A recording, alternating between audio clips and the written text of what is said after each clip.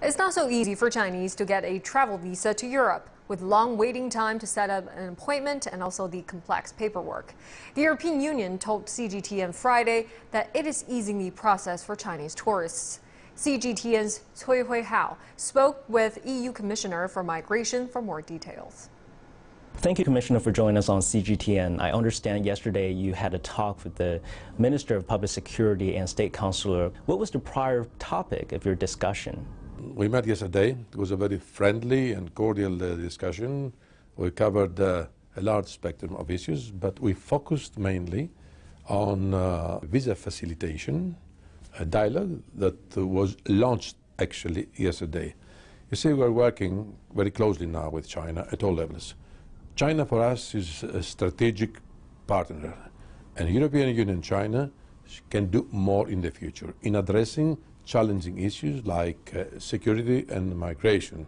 You've said before that migration and mobility are two key elements of mutual interest in the development of EU-China relations. But at the moment, some travelers in China are sort of discouraged by the substantial difficulties in applying for a visa to Europe.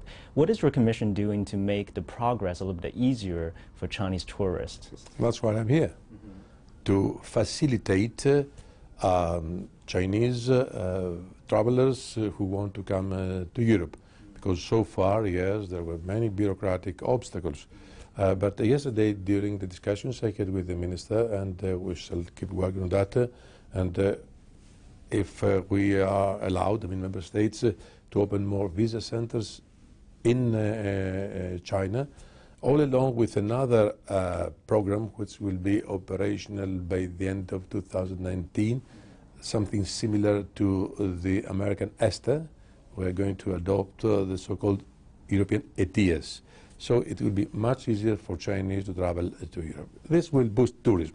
For sure, Chinese tourism means a lot to Europe. It goes both ways. But at the same time, some tourists I talked to told me they're a bit concerned about the current security conditions in Europe due to the rise of terrorism and the migration crisis.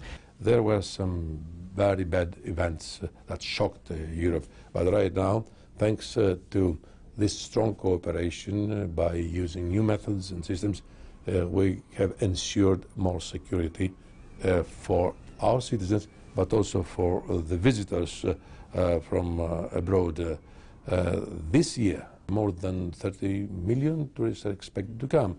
So on a European scale, even more, which means that Europe remains a safe destination.